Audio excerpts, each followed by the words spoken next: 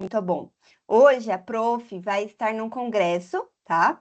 E é uma análise de trabalhos científicos da PUC Campinas, chama Pré-Comasp, tá? E aí, como eu fui chamada para estar lá, já havia me comprometido com eles desde o começo do ano. Foi de consenso que a gente deixasse essa aula gravada para vocês conseguirem assistir no horário da aula habitual, combinado? Semana que vem estaremos aqui de volta, portanto, se tiverem dúvidas, já deixem salvas aí, porque semana que vem estaremos ao vivo novamente. Maravilha? Então, vou colocar aqui o nosso slide. E hoje nós vamos relembrar os principais pontos das doenças exantemáticas, tá? Porque caíram algumas questões de doenças exantemáticas no último simulado. E sabendo que foi um ponto de atenção, sabendo que foi um ponto de erros, a gente optou por voltar a este tema e refazer as questões deste tema especificamente, tá? Então vamos lá. Nas doenças exantemáticas, vocês vão lembrar essas coisas que vocês precisam saber, tá? Então vamos repassar aqui comigo. Olha só. Dentro das doenças exantemáticas, a gente divide elas em três grandes grupos. Vocês lembram disso? A gente vai dividir nas doenças maculopapulares, nos exantemas maculopapulares, a gente vai dividir nos exantemas vesiculares e a gente vai dividir nos exantemas polimorfes, tá? O que que são isso daqui? Olha, máculo papular, deixa eu colocar aqui minha setinha, né? Então, olha só, máculo papular, a gente vai ter uma mácula, ou seja, uma mancha na pele, uma mancha sem relevo, tá? Se você passar a mão aqui, não tem nenhum relevo, associado a pápulas. Então, são pequenas bolinhas que não tem nada dentro, ou se tiver, não é semelhante a uma vesícula, tá? Então, é máculo papular. Olha aqui a lesão para você lembrar.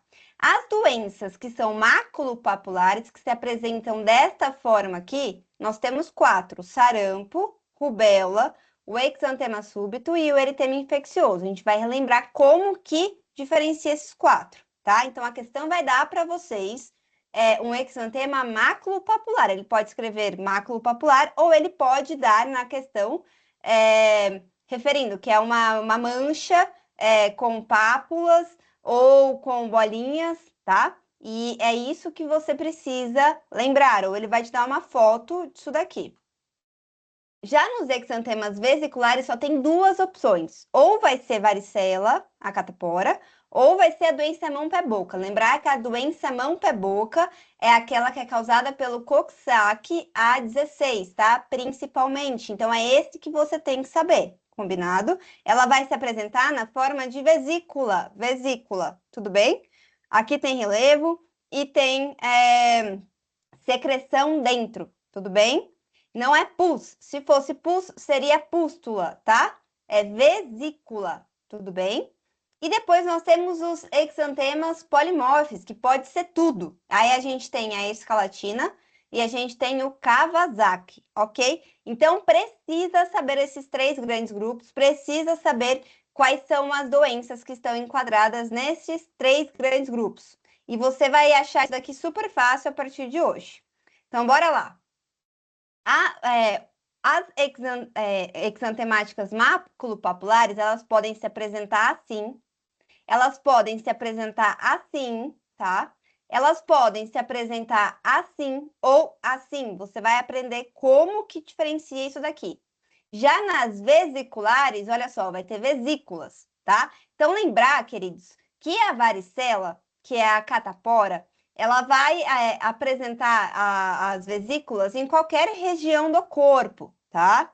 Enquanto que, quando a questão quer falar para você que é a mão pé boca, ou seja, o Coxsackie, o que que ela vai dar para vocês? Ela vai dar que a criança tem lesão na região da boca, tem aqui na língua, aqui, ó, ao redor da boca, que ela tem lesão no pé e na mão, tá?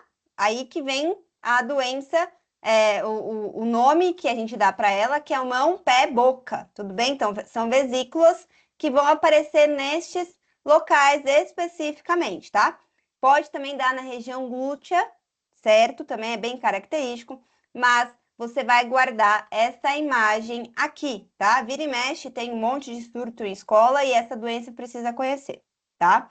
Como é um vírus, lembrar que o vírus da varicela é um vírus e o mão pé boca também é um vírus. A gente vai tratar com sintomáticos, não vamos dar antivirais, nem antibacterianos, nem nada nessas condições.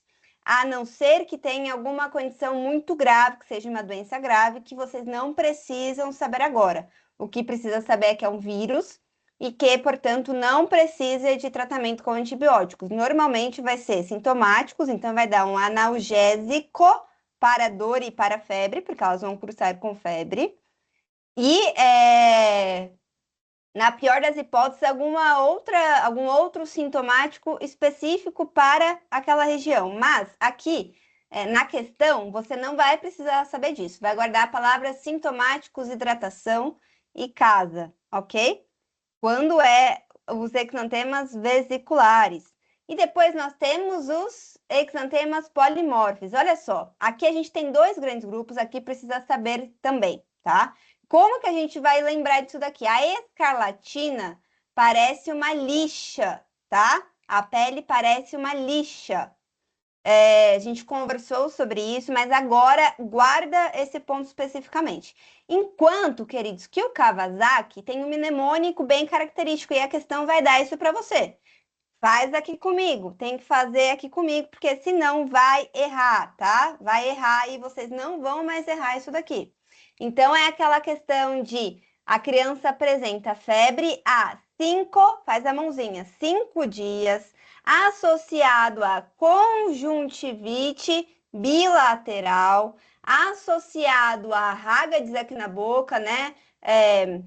A pele fica descamando aqui na região da boca, tudo bem? Associado à língua em framboesa, associado a uma tonsilite, né? Uma faringite bem vermelhona, associado, vai descendo, ó, conjuntivite, boca, língua, garganta, desce, desce, desce. Aqui vai ter os linfonodos cervicais, tudo bem? Associado a exantema polimorfe aqui no braço, e aí chega aqui na mão, e aí o que tem aqui? Edema de mãos e pés. Tem que fazer esse mnemônico aqui que a gente faz com febre 5 dias associado a conjuntivite, boca, língua, garganta, linfonodo, exantema e edema de mãos e pés. Isso daqui despenca nas provas, isso daqui você tem que saber, a questão vai dar isso daqui para você, tá? Perfeito. Então, continuando aqui, a gente falou dos 3 grandes grupos, a gente falou de como que cada doença se apresenta, e aqui a gente está falando especificamente do Kawasaki, porque essa doença ela vai cair para você na prova, tá? Então, vamos agora voltar nas doenças exantemáticas maculopapulares. Então, as maculopapulares, nós temos esses 4 aqui, sarampo, rubéola, exantema súbito e o eritema infeccioso, tá? E aí, a gente vai dividir em 2 grandes grupos esses daqui. Os que se apresentam na vigência de febre e os que se apresentam após melhorar a febre, tá? Então, olha só, exantema maculopapular, quando a gente tem o exantema associado à febre. O que é isso? É uma questão que vai dar assim para vocês. Ah, porque tem o Joãozinho ele chegou, ele está com febre há 1, 2, 3 dias, e junto com a febre, não cessou a febre nem nada, junto com ela apareceu manchinhas pelo corpo do tipo maculopapular, tá? E aí, você vai ter que diferenciar entre sarampo e entre rubéola. Qual que é a diferença de sarampo e de rubéola? Sarampo vai ser uma febre muito alta, normalmente acima de 39, 39,5. Vai ter aquele pródromo do cough, cough, cough. Lembra disso? Que é tosse do cough, né? Conjuntivite, outro cough. E depois, o outro cough é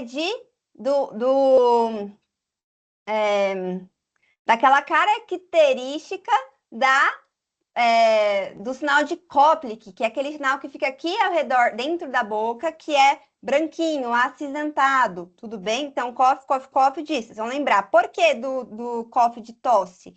Porque ele tem IVAs. Ele vai ter secreção nasal, tosse, vai estar muito catarrado. Aí vai vir uma febrona alta, e aí depois disso vai aparecer o exantema maculopapular. Ele vai continuar com febre.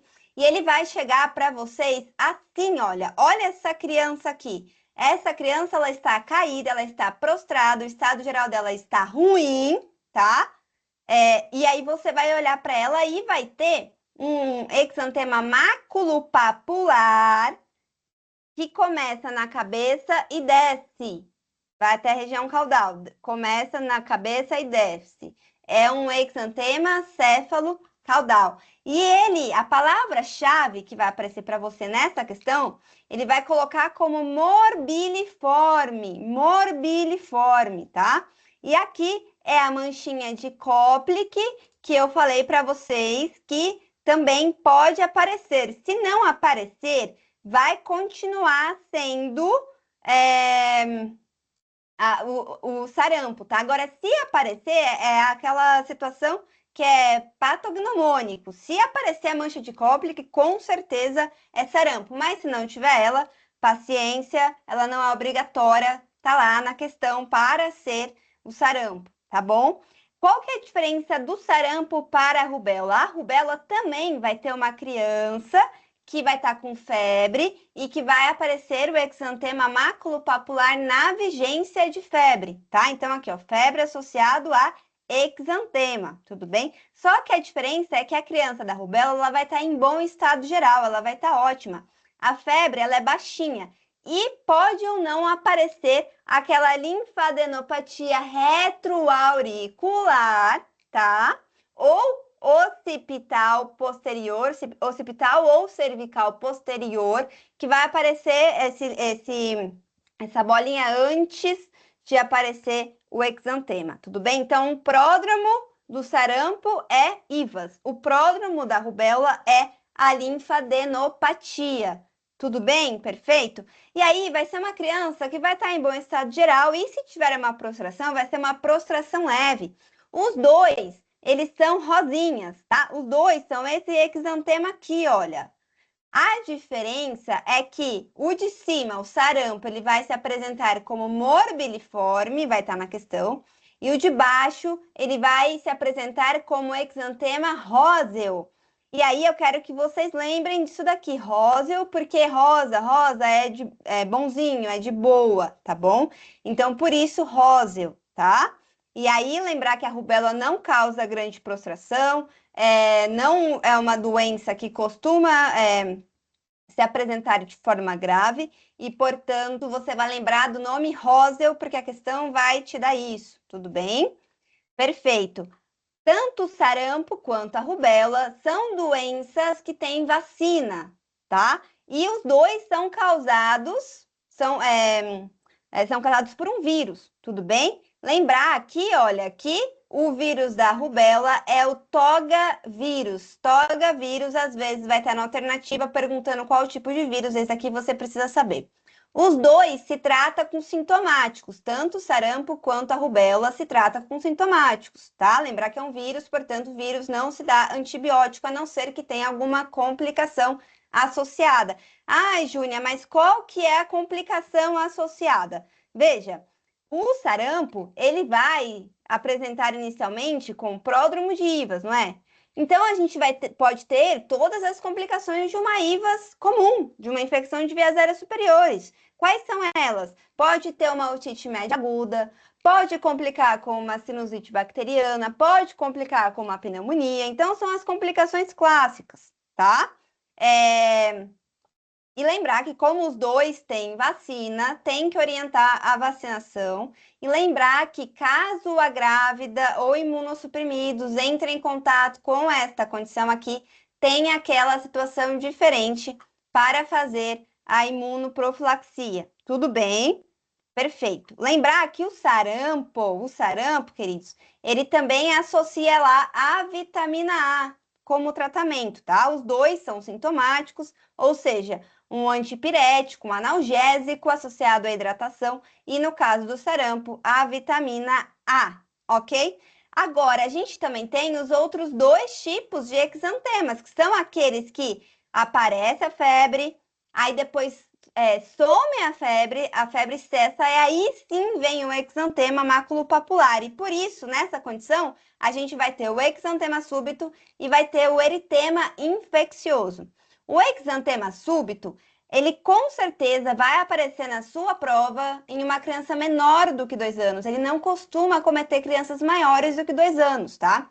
Ele dá uma febre bem alta, bem altona mesmo. Crianças que têm predisposição a fazer, por exemplo, convulsão febril, esse é um vírus que normalmente causa convulsão febril, porque vem uma febre muito alta. Só que qual que é a diferença dessa febre muito alta dessa situação? O paciente, apesar da febre, você medica e ele tá quebrando o seu consultório. Ele tá ótimo, muito bem, obrigado. Estado geral, ótimo, tá bom? E esse exantema, ele também vai se apresentar como róseo, mas ele vai aparecer no tronco e nos membros. O exantema súbito, ele é causado pelo herpes vírus 6 e 7. Herpes vírus 6 e 7, tá? Então, um tratamento com sintomáticos e ele é um vírus bem conhecido de causar a convulsão febril. Enquanto que o eritema infeccioso, ele vai cursar com uma febre baixa, pode nem apresentar febre, não tem nenhum pródromo, tá? Normalmente a questão vai dar para vocês crianças maiores do que 2 anos, mas não é obrigatório. E a prostração é leve. Qual que é a sequência?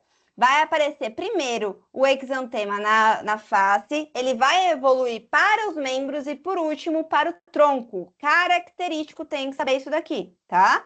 Ele vai se apresentar com o nome rendilhado. Olha aqui, ó, parece que é uma rede. Você aprendeu uma rede assim e tirou, tá? Rendilhado. E é um vermelho rubro, tá? Quem que causa o eritema infeccioso? É o parvovírus B19, tá? Também tratamento com sintomáticos.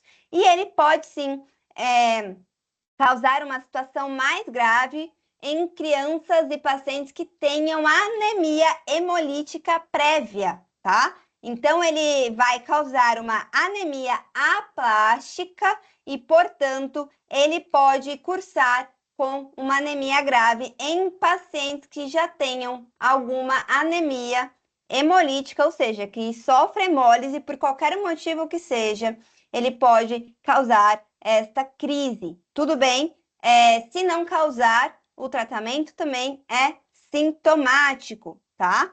E aí, vamos voltar aqui no diagnóstico da doença de Kawasaki? Então, bora lá comigo de novo. Vocês vão fazer isso aí em casa. Confia na tia aqui. Febre há 5 dias, associado a conjuntivite, associado a mucosite, né? Então, vai fissurar aqui o lábio, vai ter a língua vermelhona em framboesa, a orofaringe vai estar hiperemiada, parecendo uma faringite, vai ter alterações de extremidade, vai ter o exantema, que pode ser de qualquer forma, por isso que é o nome polimorfe, tá? E vai ter a linfonodomegalia cervical, normalmente maior do que 1,5 centímetro. E aqui também uma pegadinha aí, um exantema de um lado só, tá? Não é obrigatório, não sei se isso vai cair tão específico na prova. O que importa é esse conjunto de coisas para você conseguir fazer essa suspeita e este diagnóstico. Perfeito, então?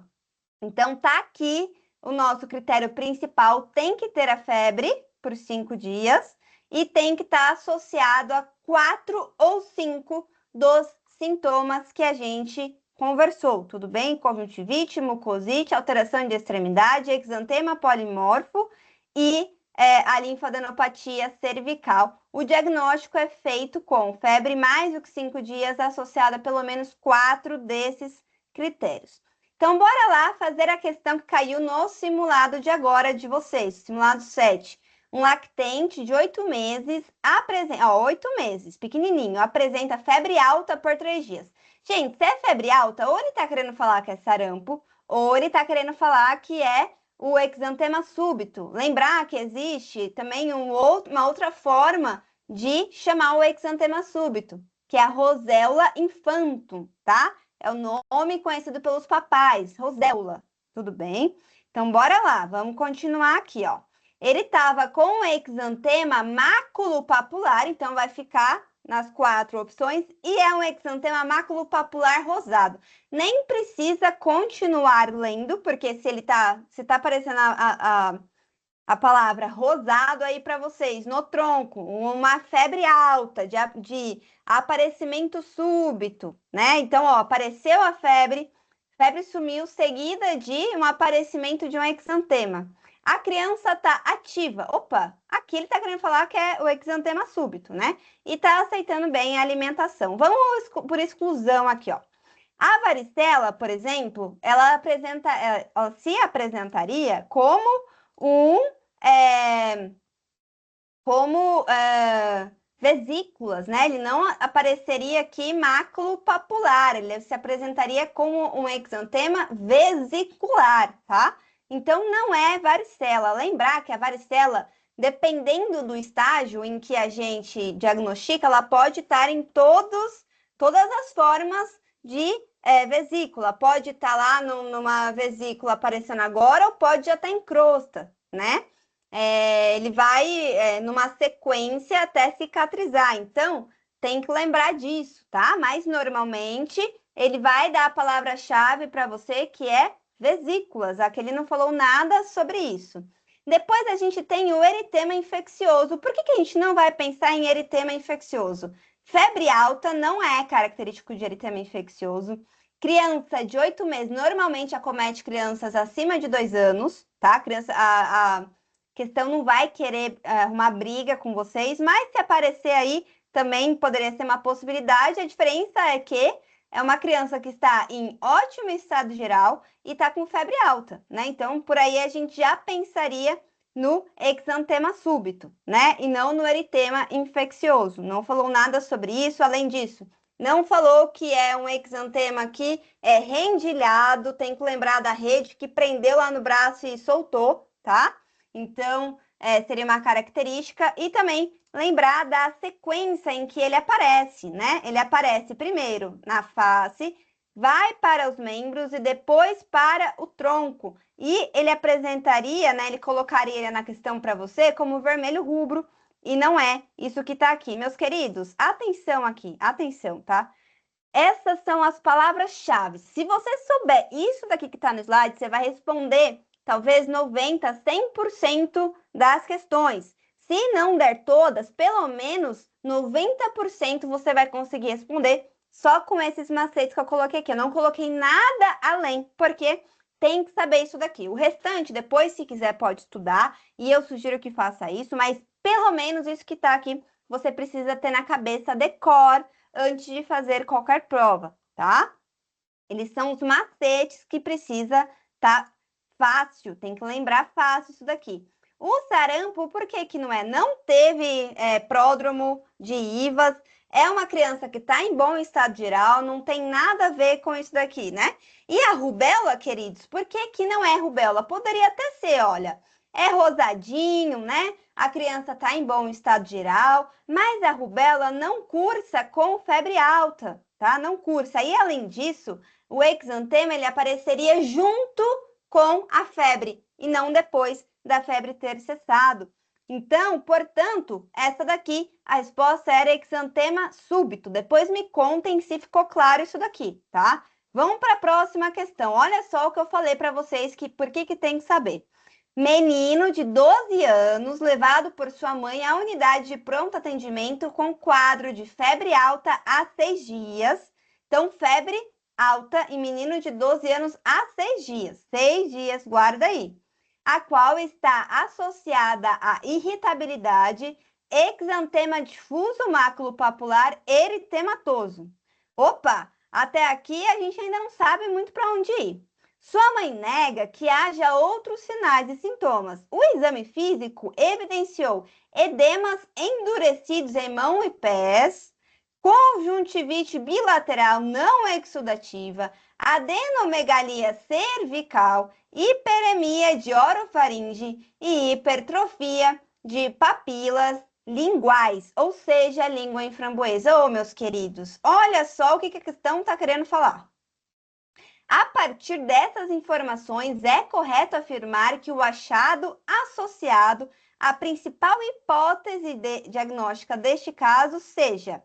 Então, olha só como que essa questão apareceu para a gente, tá? Ele está perguntando, ele está dando tudo de Kawasaki, febre mais do que 5 dias, associado a conjuntivite bilateral não exudativa, associado a descamação aqui da região da boca, associado à língua em framboesa, hiperemia de orofaringe, adenomegalia cervical, exantema, que aqui ele colocou um exantema maculopapular eritematoso e edema de mãos e pés que depois descama, tá?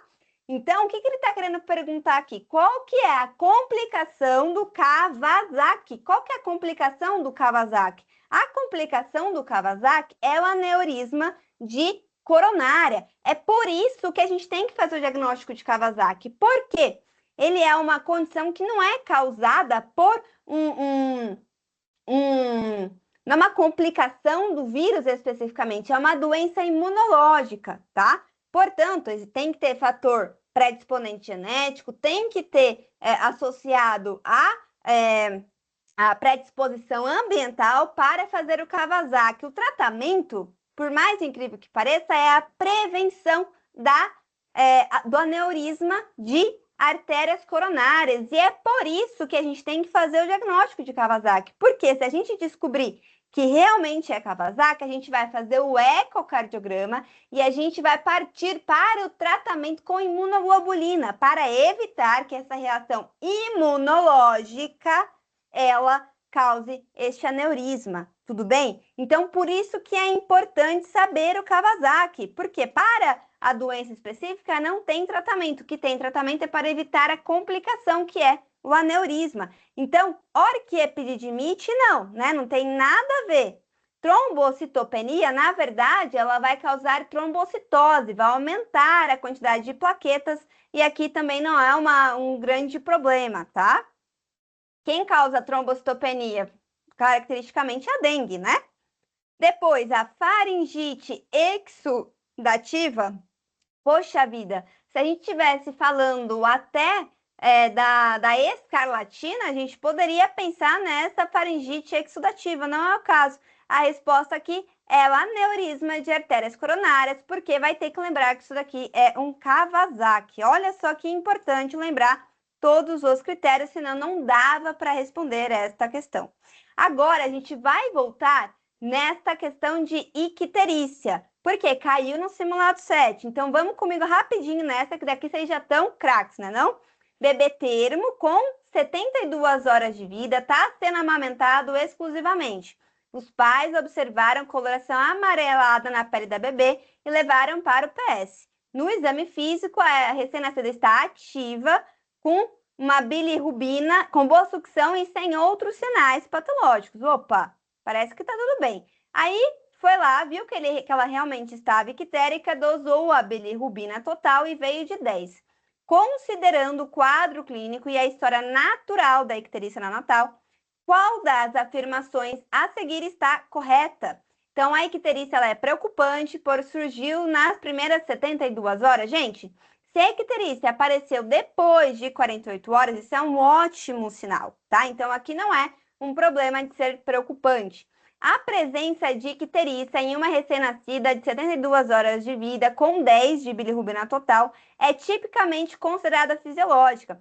Olha só, como que eu vou saber? Eu vou ter que colocar naquela tabela de Butani novamente, né? Vamos abrir aqui a tabela de Butani para a gente ver?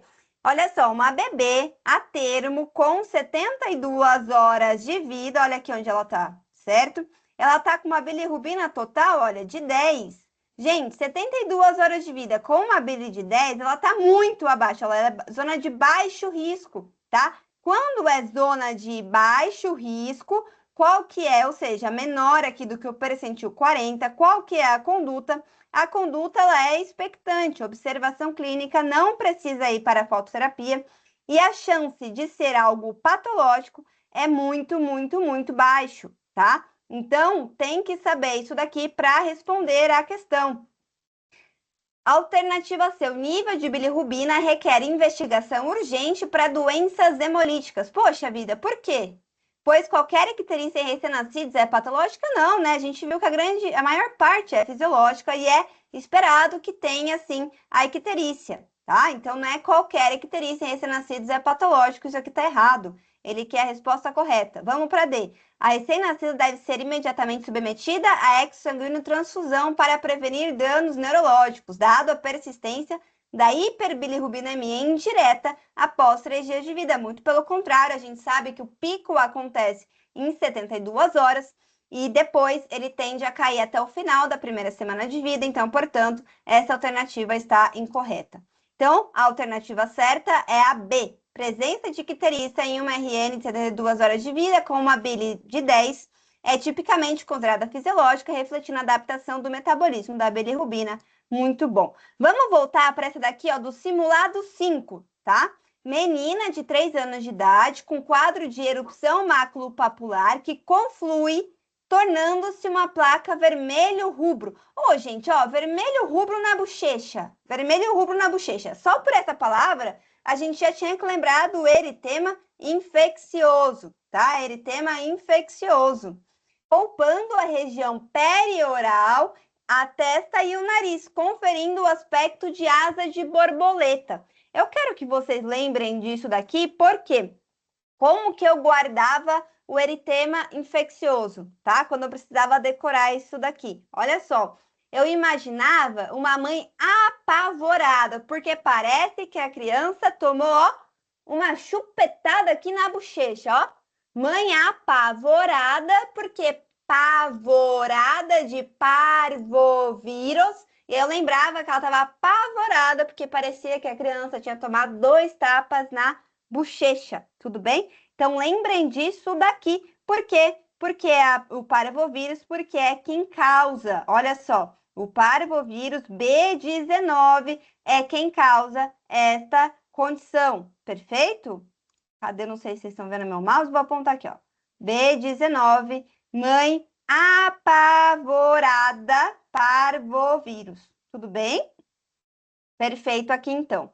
Então, meus queridos, é importante guardar isso daqui. A gente agora finalizou as doenças exantemáticas e a gente finalizou a parte de icterícia. Lá nas questões de vocês do simulado 7, a gente ainda tem mais 2 questões com esses temas, tá? Que eu não vou responder hoje, eu não vou. Eu vou pedir para vocês olharem essas 2 questões, tentarem responder, e aí a gente vai fazer juntos aqui, tá? Não vou colocar aqui para vocês não, porque vai precisar treinar. Ai, mas aí agora eu já fiz essas outras questões, o que eu vou fazer agora? Vocês vão pegar questões, pode pegar no Google, pode pegar no ChatGPT, pode pegar de simulados anteriores, vai ter questão lá sobre infecções de vias aéreas superiores, sobre doenças exantemáticas, sobre icterícia neonatal e sobre, o que mais que a gente falou? Ah, sim, a triagem do recém-nascido. Esses 4 temas foram os temas que a gente abordou no último mês, de forma aprofundada, mas ao mesmo tempo de forma direcionada para a prova. E agora você vai acertar todas as questões referentes a esse assunto. Combinado? Então, a gente se vê na semana que vem. Dúvidas, guardem para a gente conversar na semana que vem. E quando estiverem assistindo essa aula aqui, me manda um oi lá no Instagram, que a prof vai estar lá no congresso com o pessoal da Pucamp. Combinado? Daí eu reposto lá que vocês estão assistindo. Ó, beijos, fiquem bem. E até semana que vem. Espero que tenha sido uma aula proveitosa. Eu tentei condensar isso daqui para ficar simples e fácil, porque eu sei que vocês estão muito corridos, é tudo muita correria para vocês. A gente tem que facilitar o estudo e o ensinamento de vocês para que isso fique bem palatável. E, quem sabe, a gente não arrasta vocês para a pediatria, porque é a melhor especialidade. Então, ó, beijinhos, fiquem com Deus e até semana que vem. Tchau, tchau!